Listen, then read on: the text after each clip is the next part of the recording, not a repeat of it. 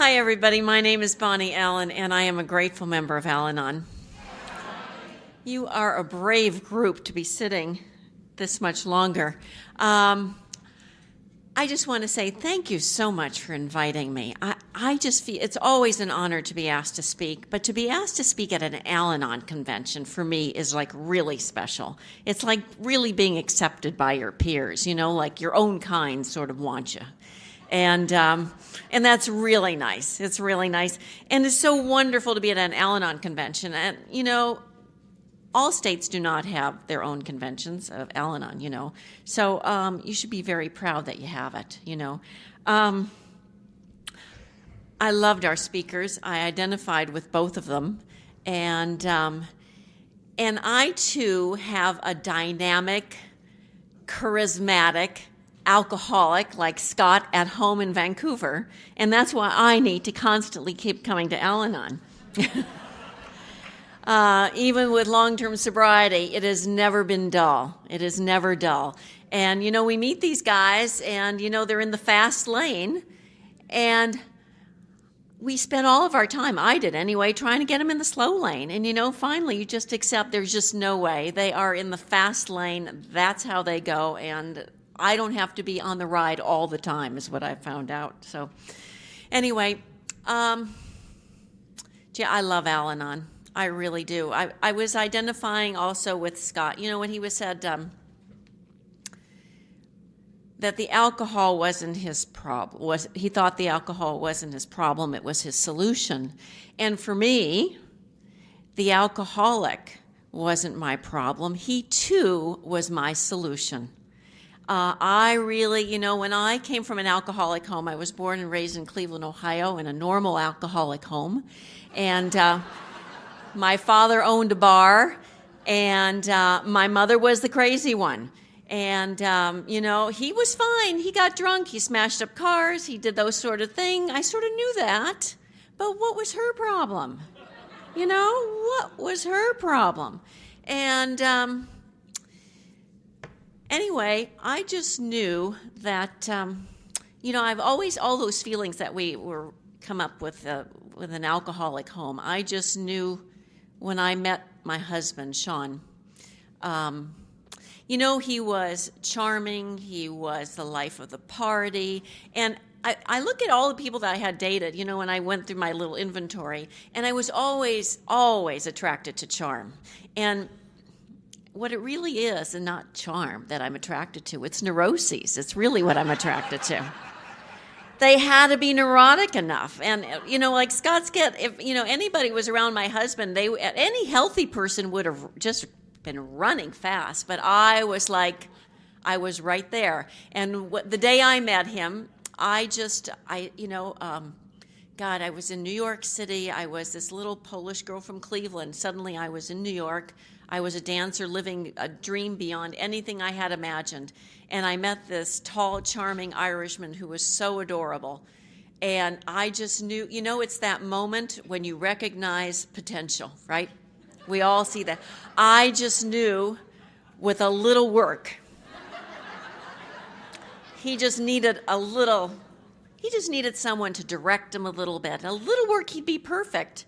He would be perfect to fix me. And I didn't know that then. I know that now, you know.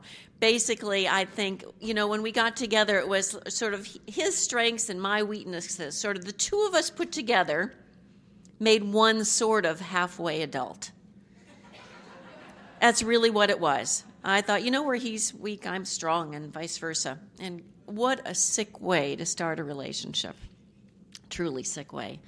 Anyway, so I was raised in this alcoholic family, and I went to I'm a recovering Catholic. I have to still say that. The resentment is a long way. I'm working on it a long time, you know. And I don't know if any of you have heard Sister B, but she's helped me tremendously. And Sister B was wonderful, and she's a Mother Superior who was in the program, and I don't know how many, close to 30 years of sobriety. And when I was really going through my anti-Catholic thing, she said, you know, there are assholes everywhere. And that really helped me, you know.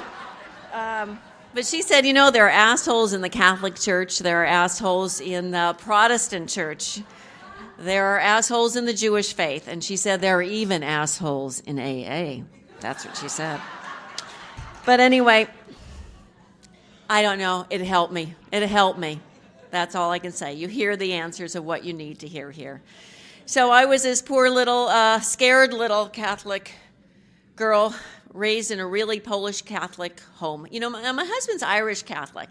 It's very different than Polish Catholic. You know, Irish Catholic, they invite the priest over, they all get drunk together and have a good time. Polish Catholic is, they believe everything. Oh, yeah, I believed everything. And it just didn't work. I was just Miss Perfect in my household. And like Savannah, who spoke earlier, I identify also. There was a moment of time in my parents' house. My father came home really drunk one night, and it's something that I felt so guilty about that I thought I'd never be able to share with anybody. But he was getting physically violent with my mother, and he was a little guy, and I was so angry. I remember picking him up and throwing him against the wall. And he was so drunk, he fell to the floor, and he couldn't get up. It was so pitiful. And I felt so guilty. This is not how a Polish Catholic girl is raised to treat her parents. And I made a vow to myself that night, and I think we all have those moments. It was crystal clear. I remember to this day where I was standing in my mother's dining room, what I was wearing. I remember everything about the moment, and I made a vow to myself that I was never going to go out or marry anybody who drank. Absolutely not. And so I moved to New York. That was my escape. And, you know, I look back, and everything is in hindsight, and I see God always really took care of me. I thought he had really abandoned me, but he gave me those ballet classes, and that was my escape. And it became my escape out of Cleveland, you know.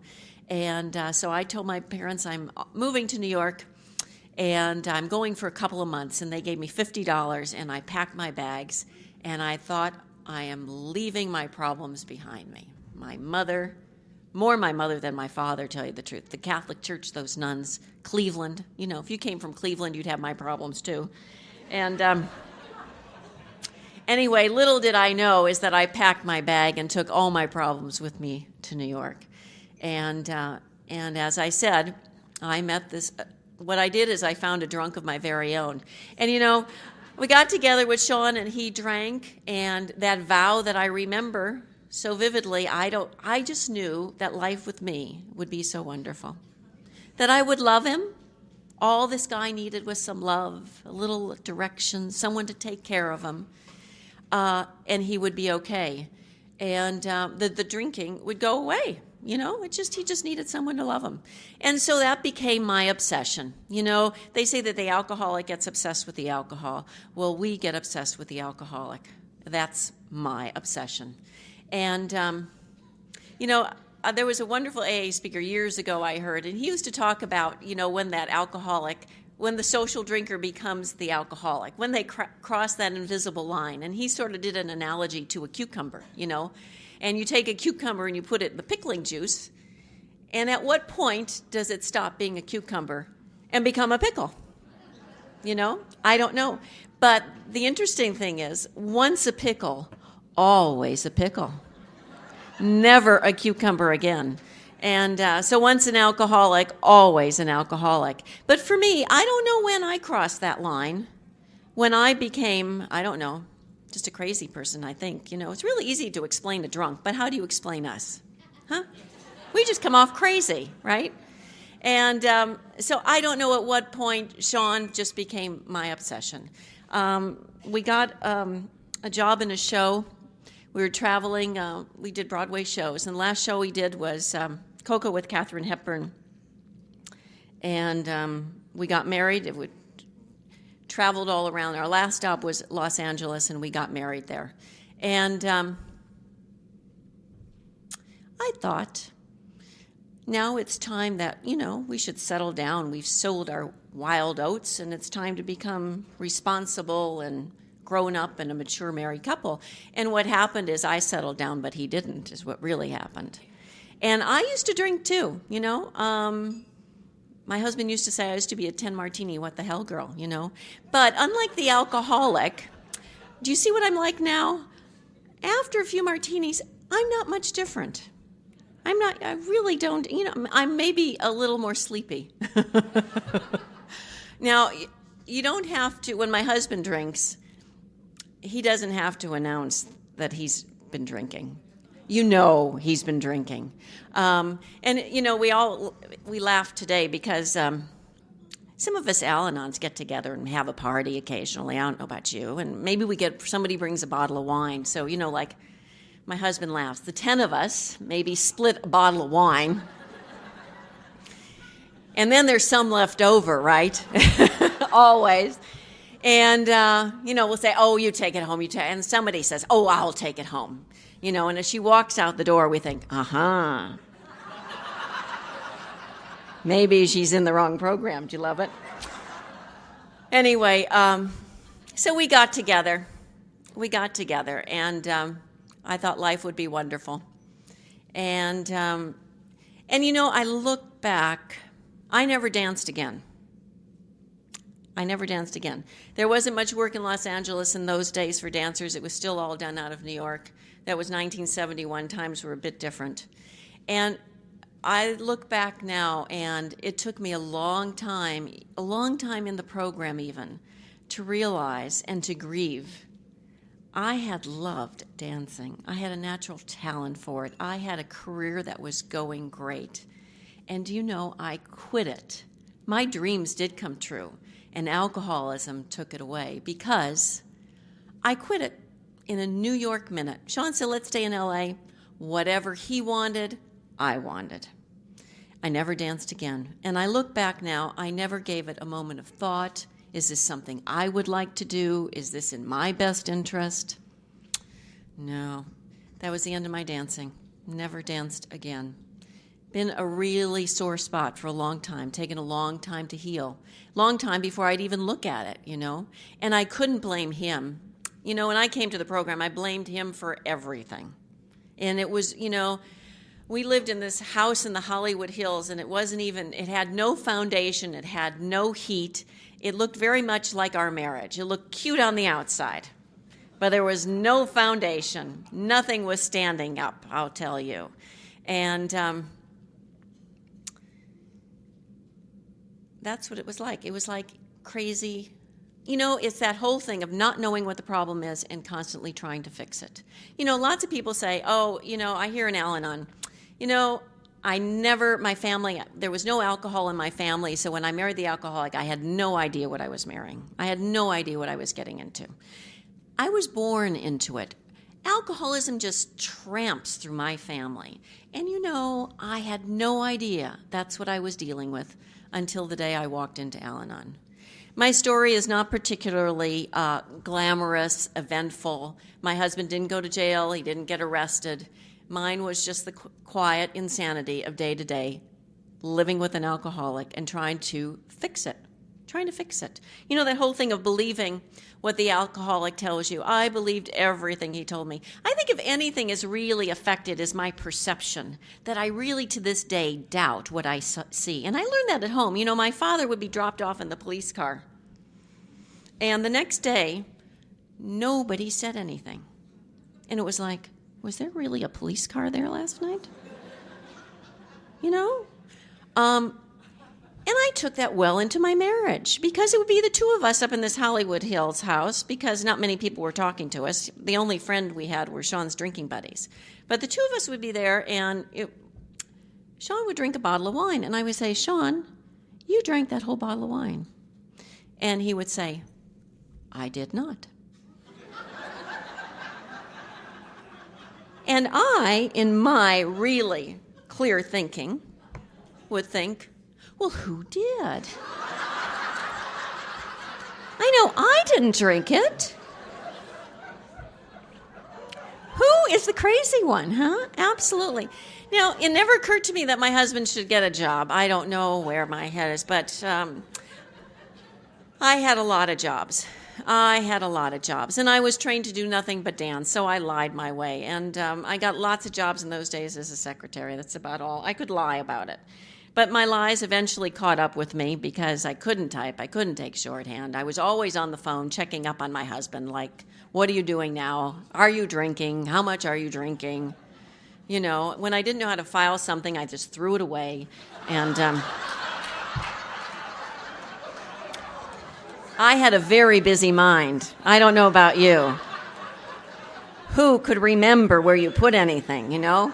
It was easier just to say I never got it. Well, I got fired a lot. And every time that happened, I would go home and tell Sean what happened.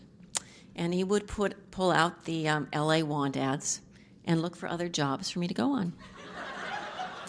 And, but you know, every time that happened, I lost a little more of my self-worth, a little more of my dignity, humiliated myself a little more, became more and more desperate. And that's what life was like. We had no friends, we had no family, we had alienated everybody. And by the time I got to Al-Anon, I think we should have before and after pictures. I really do. We really should.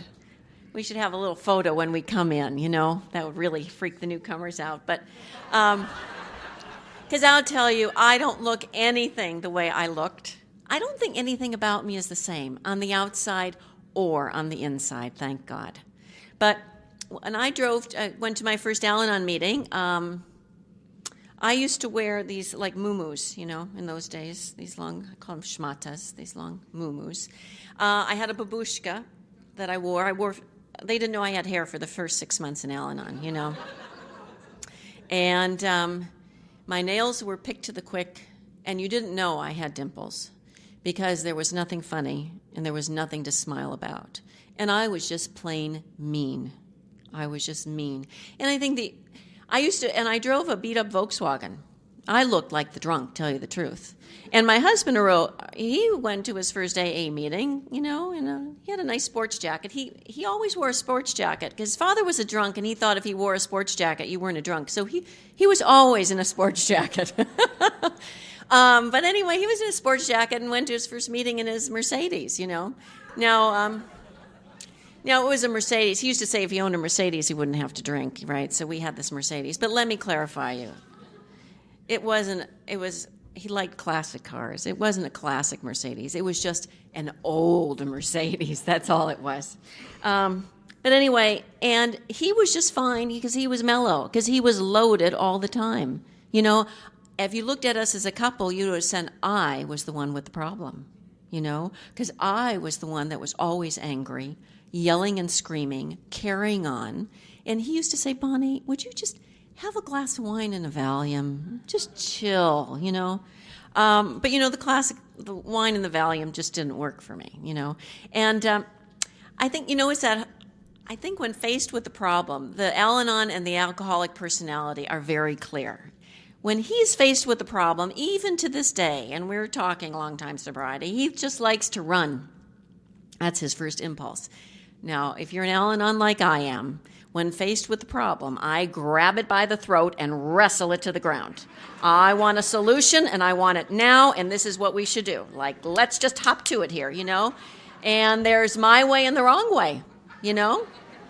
And anyway, I got to Al-Anon, thank God. We had a particularly vicious fight one night, and one of those fights, when I just didn't know how he could just go to sleep, you know? I knew nothing about passing out. And, but we had said really terrible things to each other. And he got up the next morning, and I realized that he was fine. Thank you. And it really scared me because I realized he had no recollection of what had happened the night before. Nothing at all. And I started to see the little questions that he would sort of put together to figure out what happened the night before. And up until this point, I will tell you, until then, I thought it was something that I was not doing. And in so many ways, the alcoholic, in their cunning bafflingness of their disease, had a wonderful way of turning it on me. It was always insinuated that if I were somehow different, if I were prettier, if I were smarter, if I were a better cook, if I made more money to keep in the manner of which he would like to become accustomed. Anyway, if I were somehow different, he wouldn't drink, and I bought that. I bought that for years. What am I doing? And it really came down to maybe my just not being able to love him enough. Because I'll tell you, when I met him, I thought all he needed was someone to love him and everything would be okay. And it just shows you that love doesn't cure alcoholism. We have both loved each other a long time. Love is not the problem. My managing and controlling and my loving is just misdirected, totally misdirected. And so we had this fight, and then I went off to help somebody who didn't need my help. I don't know about you, but I could see somebody coming toward me and thought, they need me, you know. And he called me and said, Bonnie, I've joined AA. And I thought, big deal. I was not impressed. Now, I'll tell you, the only thing I really knew about Alcoholics Anonymous was my mother used to really threaten my dad, because we're from Cleveland, where the very first AA meeting was, right? They were well aware of Alcoholics Anonymous, because my father used to say, if those AA men come in, I will not serve them a drink. Yeah. So all I knew was my mother used to say, I'm going to call the AA men on you. And so I thought, oh my God, have we stooped so low as to go to the AA men, And so I came back a week later, and things were different. He promised me many times that he was going to not drink. So he was talking about God and about these people in the meeting, and they had this look in their eye. And I don't know about you, but when we got to the program, I don't know where I ended and he began, Like if he came home and if he was in a good mood, we were in a good mood. If he was in a bad mood, we were in a bad mood. If he got arrested, we got arrested. So I thought when he joined AA, I thought, what has he got me into now? It's like we joined AA, And I knew it was a cult. I knew it was something weird. And then he said that there was a place for me. And he was really glad to tell me that, I'll tell you. And so this woman called me from Al-Anon, and she said the magic words that I needed to hear. And I don't know if this is what she said or my interpretation, because it's really not Al-Anon literature, but she said, you can't keep him sober, but you can help make sobriety be a little easier. That's really not in our literature, but anyway, that's what I heard. And so I went to my very first meeting, and I'll tell you, I've always had my feelings confused. But I loved it from the very first time. And I don't think it was really love that I felt. I think I felt safe for the very first time. I was so filled with anger and fear and resentment. I don't think I remember feeling any other emotion. I think I was angry all the time because I was terrified all the time. It's taken me a long time to realize, even today, I can go from fear right into anger, And what really is underneath that is just stark, raving terror. And I felt safe. I was in a room full of people who knew exactly how I felt. I used to complain a lot of times to a lot of people, and they would just say, why don't you just leave him? Like, what do you put up with that for? And nobody said that to me in Al-Anon. They told me it was okay to love an alcoholic. They told me I wasn't married to a crazy man or a monster. I was just married to somebody who had a disease. And then they told me it was a family disease and that the whole family is affected by it. And I think the other feeling I remember feeling was exhaustion. And I think, it was a misinterpretation. For me, it wasn't my exhaustion. I think it was total surrender. I had tried everything. Nothing worked, and I was willing to give you guys a try. I was just really willing. And so we started on this journey.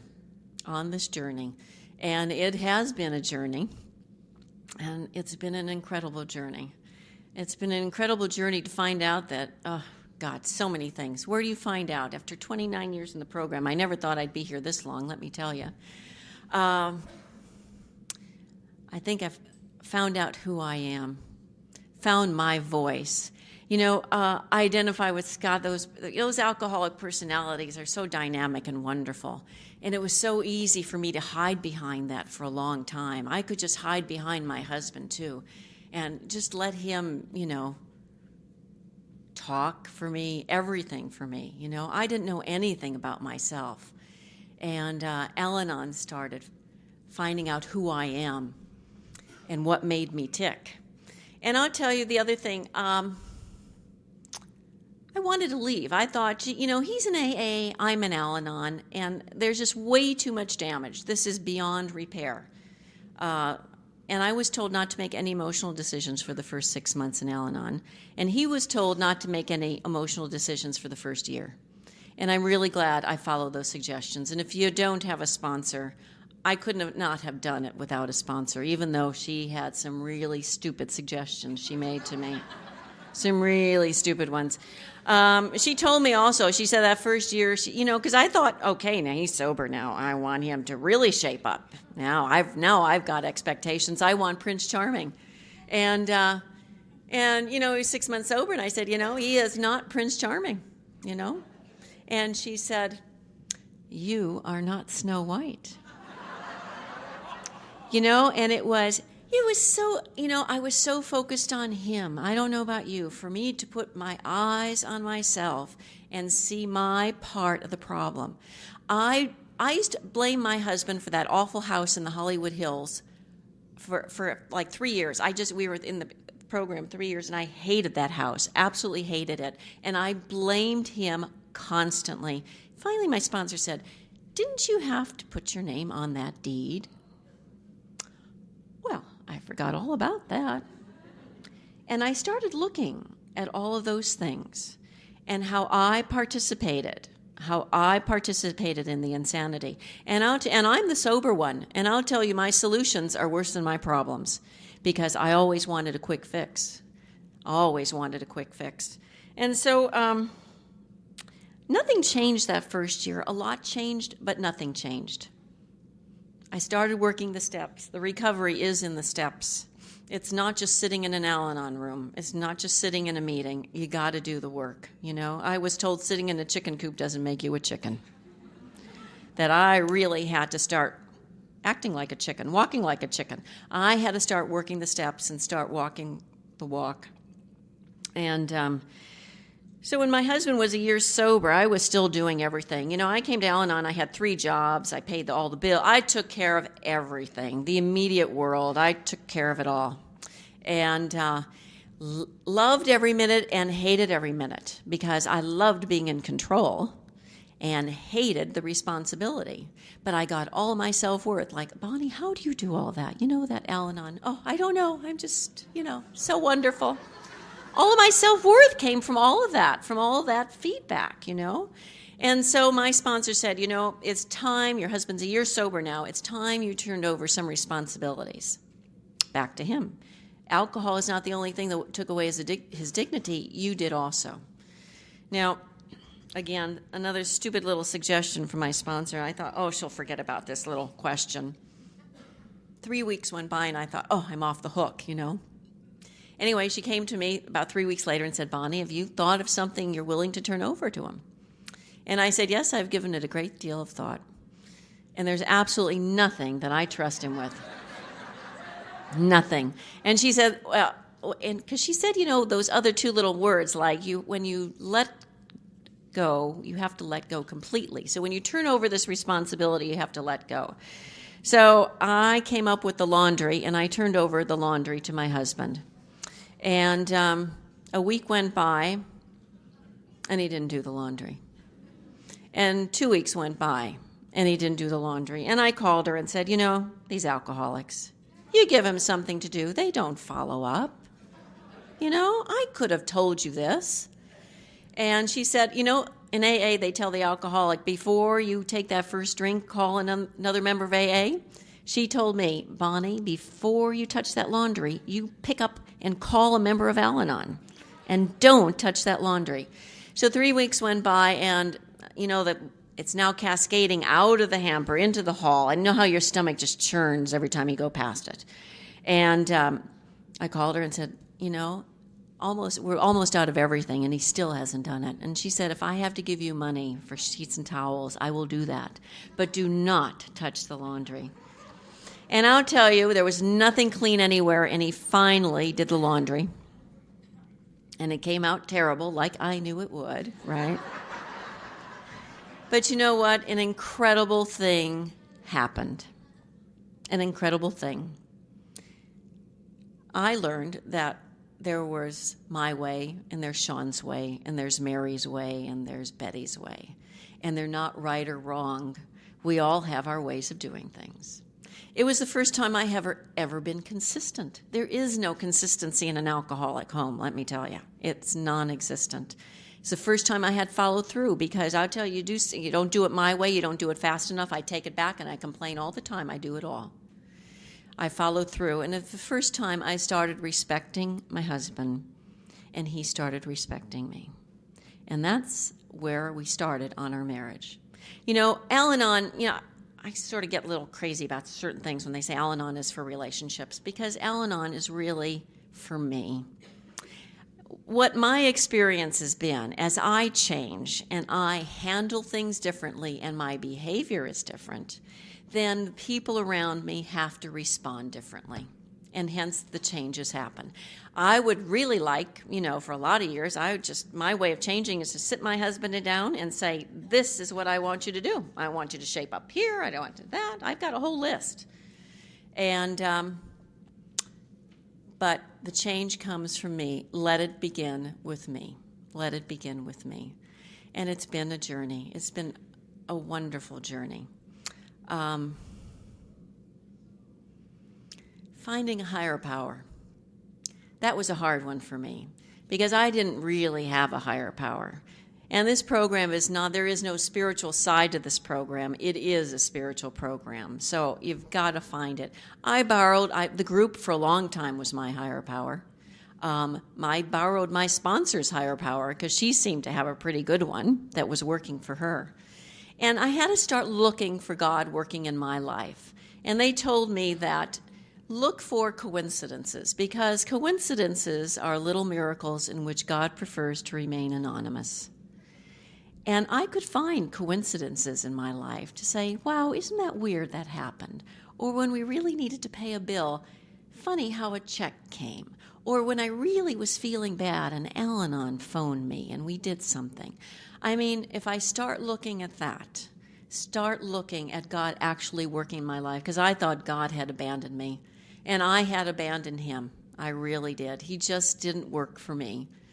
And I had to, change that whole thing. I had that Catholic version of a higher power of being a punishing God, that I'm here to sacrifice, that I have my cross to bear on this earth. I knew Sean was my cross, that's for sure.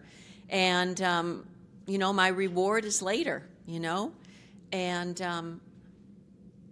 a punishing God, a judgmental God. And I had to turn that totally around and really been working on God, who's a loving God, that I am a child of God, that we're all children of God, and that he loves us and wants wonderful things for us here and now. Here and now.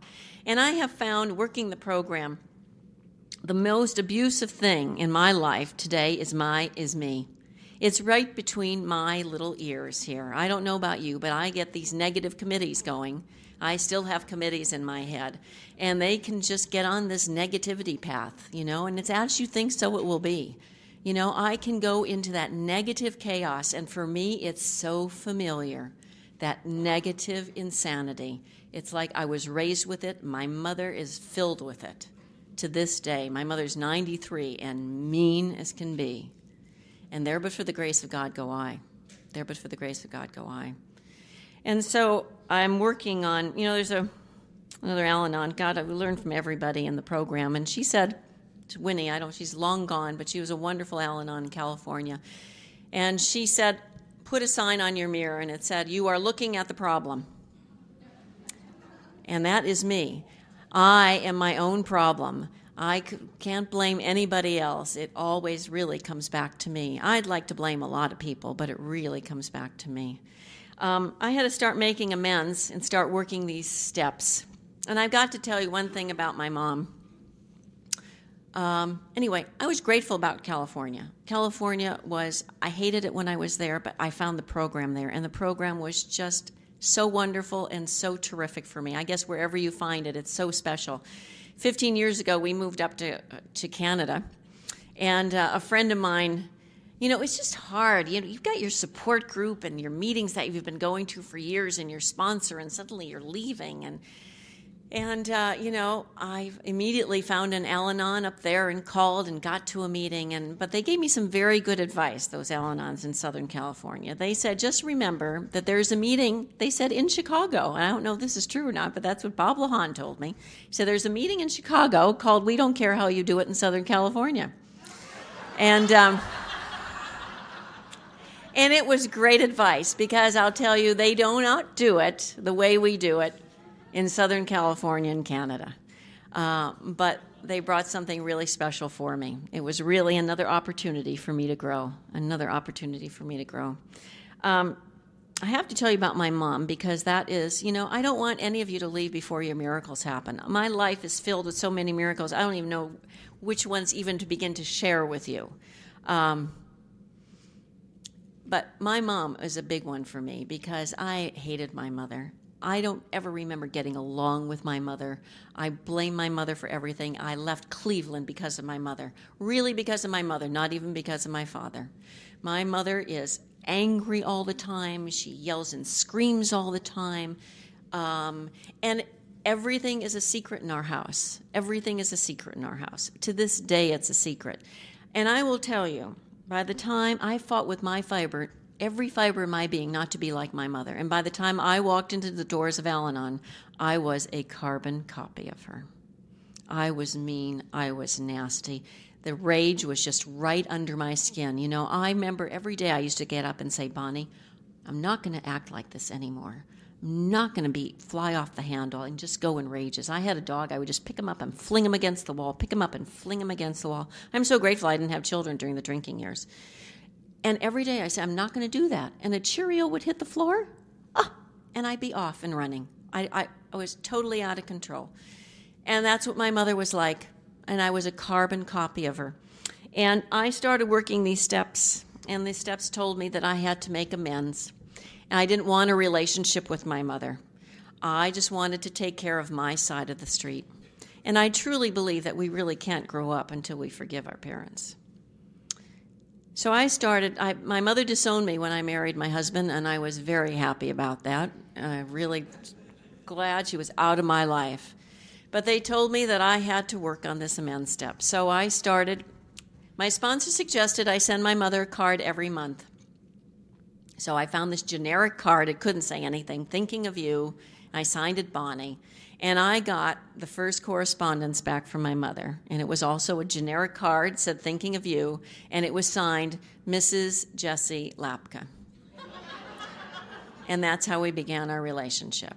And I would send her a card every month. After a few months, I'd even do an occasional phone call. And my mother did not know how to talk. She could not share her feelings, nor could I. I would call her, and she just pushed all of my buttons. She was just so angry and so negative and so awful. And I thought, I'm just trying to be the most loving daughter I can be. And some days that was good, and some days that was not so good. But it was the best that I could do that day. I would go visit her occasionally. And I would get off the plane, and my mother would say, oh, what'd you do to your hair? Oh, if you're coming for a week, why bother come at all? And I used to think, why do I bother come at all? I don't want a relationship, I was just doing what my sponsor recommended and working these steps, right? And it went on and on. And what I really realized is that I could start interpreting what my mother was trying to say, and I started having compassion. That magic when we hear those words in meetings and think, I'll never feel them on the inside, but then a miracle happens. Because when my mother would say, why are you bothering coming at all, I really realized what she was saying and could not say and did not know how to say was, Bonnie, oh, I miss you so much. God, I wish you'd come more often. And when you come, I wish you could stay even longer. You're so far away. I don't get to see you enough. She just couldn't say that. She couldn't say that. And so when I stopped reacting to her, the program allowed me to be safe to be around, is really what happened. Because she would say those things to me, and I would say, well, I don't need to come here at all. I'm out of here too. Who needs this? But suddenly the program was telling me not to react, just to be loving, keep my mouth shut. I couldn't be loving, but they just said, zip the mouth, just don't say anything. Take the actions and the feelings will follow. And I started having a compassion for her, because there, truly, for the grace of God, went I. I was just like her. She is surrounded by alcoholism. Her father was alcoholic. Her sisters are alcoholic. Her husband's alcoholic. And I will tell you how it has evolved, because today the miracle for me is I truly love my mother, and that is a miracle. And not only do I love my mother today she is one of my heroes. Now, I'll tell you, this did not happen overnight. This has been a journey, as this program is. It has been 29 years of working on this relationship with my mother, and it is miraculous, because today my mother is still very hard to love. My mother is 93 and has 93 years of anger and resentment under her skin. Untreated Al-Anon is not a pretty sight. Not pretty at all. She doesn't have any lips. They just sort of retracted somewhere in there, She can't be loving. She can't say any of those things. But you know what? My mother got her first job when my dad died. It's like she blossomed in some ways. And she had never known how to do anything but cook, so she started working in a restaurant, chopping lettuce as a salad. She was there 24 years. She only retired last year because she had a stroke while she was working. Is that an Al-Anon? Do you love it? So she worked until she was 91 and a half. She was self-supporting through her own contributions. She lives in her own house. She shoveled the snow before she goes to work. She has been a generous and wonderful grandmother. She's a terrible mother, even to this day, really, But she's a wonderful grandmother. She still has, oh, God, everything is still a secret when I go to visit her. I was just there 2 weeks ago, so maybe it's fresh in my mind. And I could just still be so loving. But, she has two living, one sister just died a couple of months ago, but they are both 87 and 89 and practicing alcoholics, and are really rude and nasty and terrible to my mother, as only practicing alcoholics can be. And so I try and share Al-Anon with my mom. But when you're in the midst of it and you don't have support, it's hard not to get crazy, let me tell you. But to give you a picture of alcoholism, her sister got mad at her because they don't talk to each other. This one doesn't talk for 20 years and this one doesn't talk. It's hard to keep up. I remember I was speaking in Cleveland and I was talking about my family, and somebody came up to me afterward and said, you know what? We're first cousins. Your father had a bar. That was my uncle. And our side of the family had an argument and didn't talk for 50 years. And we met at an Al-Anon meeting. Isn't that unbelievable? Unbelievable. So there's a little bit of recovery in my family, I'll tell you. But this is such a typical sad alcoholic story. My aunt, who was 87, stopped talking to my mother for who knows whatever reason. But when she died in May, but she didn't, she had not spoken to her daughter for 15 years. She had not spoken to her another sister for 40 years. She had not spoken to my mom in 10. She didn't want to be buried next to her husband. She didn't want a service. She doesn't want an announcement in the paper. Nothing.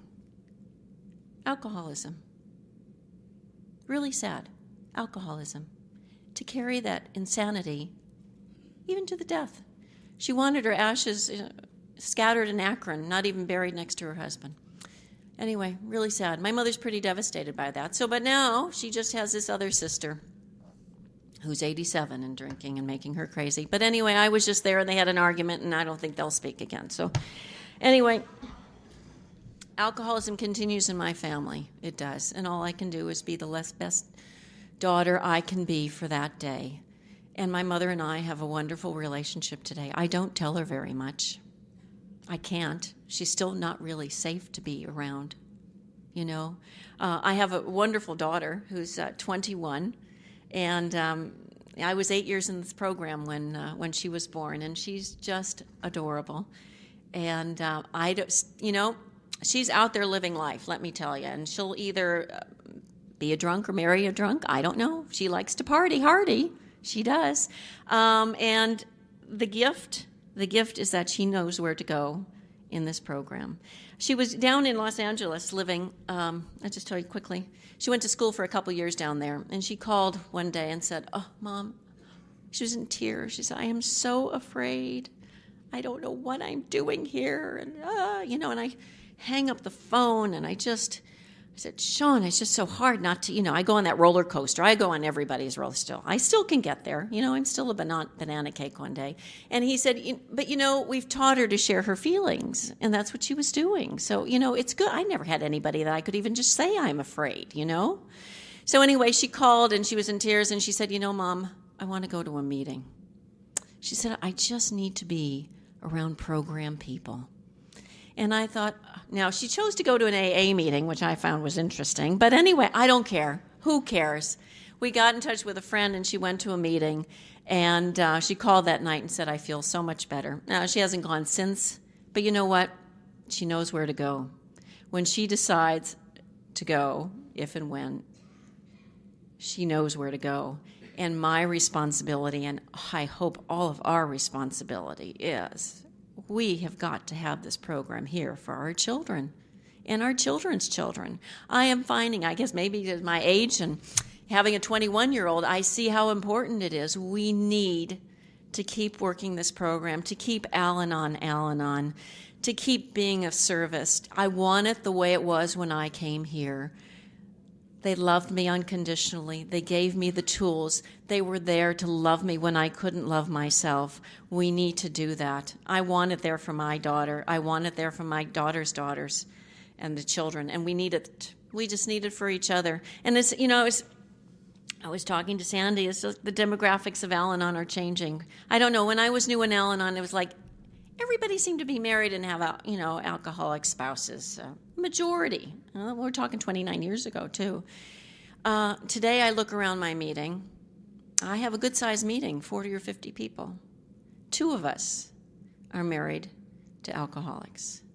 The rest, a lot of single moms who've had multiple alcoholics. I don't think they stay with them as long. They just seem to have more of them, you know, because the problem is not the alcoholic, right? The problem is us. If I don't change who I am, I'm going to continue to repeat the same pattern. You know, I am. So this Al-Anon is about changing who we are. Today, I know who I am, and I can, you know, I look in the mirror, and I used to be so aware, and I can still be aware of that negative chatter. You know, I can be getting dressed for work and look and say, "Oh, Bonnie, you know, God, you're getting wrinkles, and God, your hair is so fine. You only have 2 hairs on your head, and oh, you're gaining weight." And it's like, stop it. You are a terrific blonde with great dimples. I have my own business that I have in PR and public relations and communication. And you know where I learned all of that? Al-Anon. When I came to Al-Anon, I couldn't make up phone call. Sean made all my phone calls for me. This is a fabulous program. We've all sat long enough. I love Al-Anon. I love Alcoholics Anonymous. Thank you so much for having me, and please keep coming back because we need it for everybody. Thank you.